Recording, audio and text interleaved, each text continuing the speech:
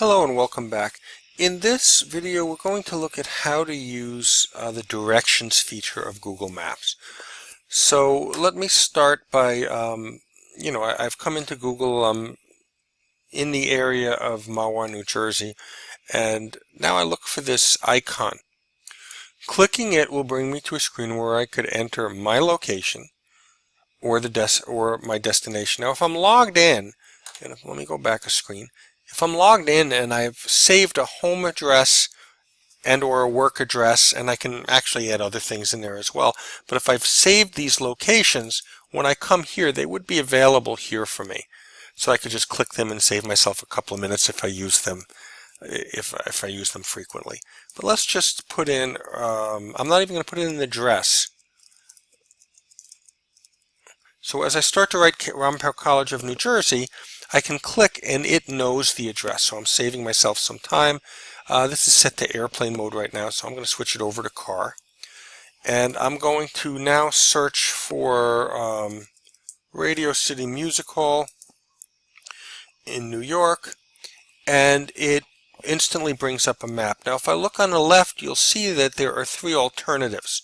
It's telling me that this route has tolls, that it's 46 minutes. This route is 47 minutes. Note the map here. If I click on this, it just redirects me a different way. My third option is 51 minutes. Note on the map, it's showing that this has construction. Not too much going on.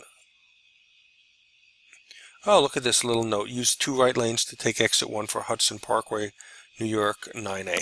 So a little informational block. If there was an accident, a current accident on the road, it would appear here. If for some reason I would like to go a different route that's not shown here, I can always click on this map and drag it. And it will adjust the time. That's now 51 minutes. For some reason I want to go down 287 and down 208 to get there. Okay, whenever a route is chosen, and it's in blue, you can click on the details and you're going to see turn-by-turn instructions over here.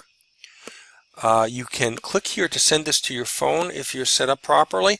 It's going to need the information obviously for your mobile device, but if you click that, these directions would go to your phone, which is very, very useful. And by the way, another easy way to do this is simply to put your address that you want to go to, your destination, in a Google Calendar. From Google Calendar you can click on that, go to the Maps option, and it will find out where you are currently if your location service is on, and it will use that as the destination to get you there. So a little aside there.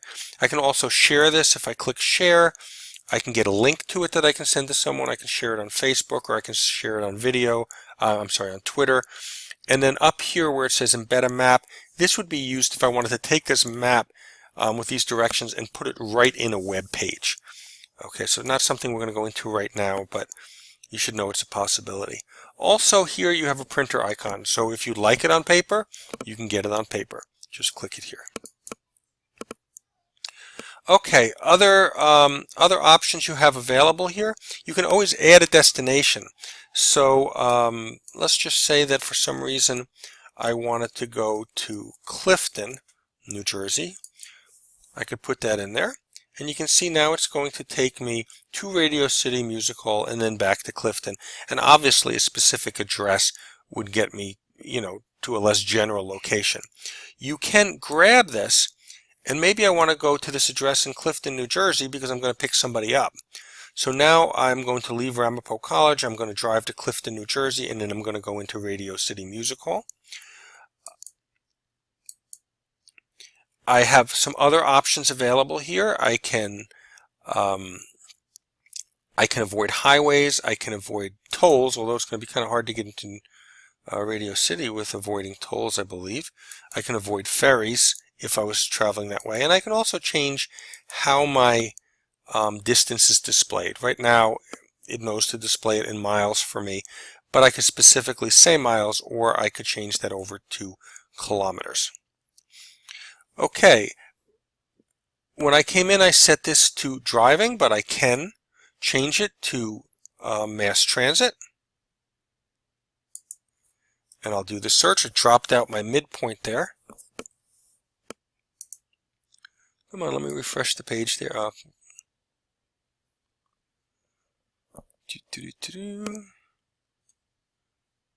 There's certainly mass transit options. Oh, because it's probably not a bus stop, an official bus stop or something right at the campus, it's telling me that it can't do this.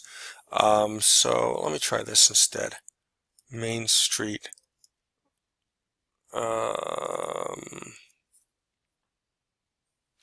Main Street in Fort Lee. And now you can see that there are definite public transit options, and it gives you different options here. Okay, I can also go to walking mode. So if I wanted to walk across, I could do that. It's going to give me my estimated time, 2 hours and 40 minutes. Somehow it seems to me it would take me a little longer, but that's what Google assumes I'm in better condition than I am. It's also bicycle route.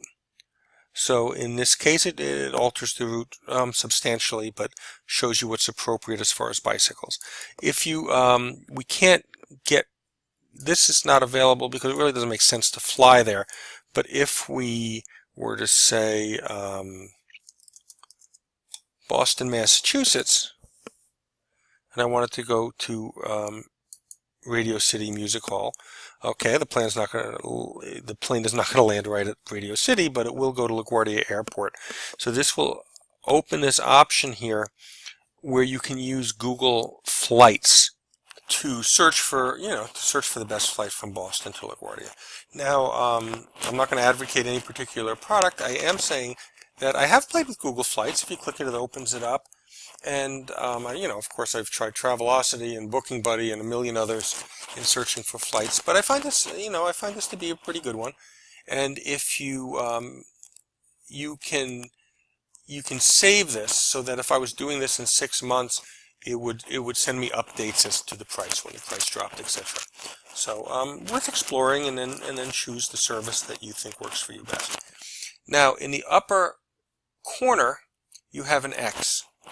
So clicking that X will kind of clear out this search. So for right now, I'm just going to go back to driving. You can see I'm now driving from Boston down here. No accidents, so that's good. Showing a couple of slowdowns over here, etc. When you are driving, you have this option. By default, it's going to go to leave now, but you can actually say when you want to depart. So instead, I want to depart at 9 a.m. on, let's go with a Monday. And I don't know if you noticed, it adjusted the time slightly. It's now giving you a range and saying it could take you 3 hours and 20 minutes to 4 hours and 20 minutes on average. That, of course, is no guarantee. There could be 3 accidents along here. But it's from the data it's collected over time, it's giving you an estimate of what it's likely to be. Okay, another thing that you can do is if you're actually driving, and this works well on a mobile device, so I've driven and I've gotten there, but now I've got to turn around and go home. This option lets you reverse directions. So now, quickly, I'm going back from Radio City Music Hall to Boston. Clicking the X zeroes out your search and just brings you back to Maps. And those are the basics of using the direction feature in Google Maps. It can be very useful. The version that you're going to get on a mobile app is just ever so slightly different, but a lot of the functionality remains, and can be a handy tool to use in navigating. It can also be a nice tool to use for student projects. So if you're asking students to plan a trip or to do something along those lines, this is a good tool for them to gather information.